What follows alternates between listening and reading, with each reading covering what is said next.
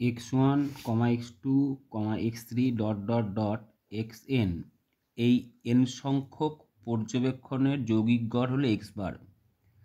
যদি প্রত্যেকটি পর্যবেক্ষণকে p not equal to 0, p এর মান 0 ভাগ করা হয়, তবে পরিবর্তিত গড় হবে p into x bar. True or false?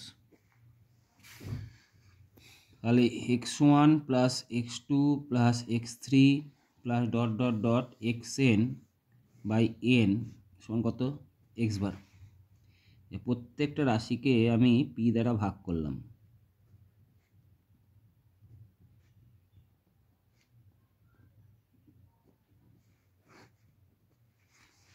তাহলে p নট ইকুয়াল টু 0। আমি 2 নম্বরের মতো করে দিচ্ছি, হ্যাঁ, 2 নম্বর যদি থাকে তাহলে কী করবে? তাহলে 1/p কমন নিলাম, হলো কত? x1 plus x2 plus x3 plus dot dot dot plus কি xn বাই কত? n। তাহলে আমি এটাকে 1/p ইন্টু এরকম করে লিখতে পারি।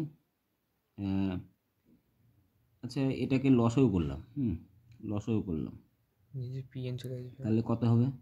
x1 plus x2 plus x3 plus dot dot dot xn by p into ভাগ থাকলে কি হয়? গুণ হয়। গুণ হলে নিচে আসে, এনটা কোথায় আসবে? এখানটায় নিচে আসবে। তাহলে এটাকে আমি এভাবে লিখতে পারি। এটা ভ্যালু বসিয়ে দিলে হবে না? ভ্যালুটা বসাবো এবার। তাহলে এটাকে এরকম লেখা যেতে পারে না? x1 plus x2 plus x3 plus dot dot dot xn সমান x বার ইন্টু n লেখা যেতে পারে। তাহলে x bar into n by p into n, তাহলে n কেটে গেল, তাহলে কত হলো? x বার বাই কত? p। বুঝতে পারলি?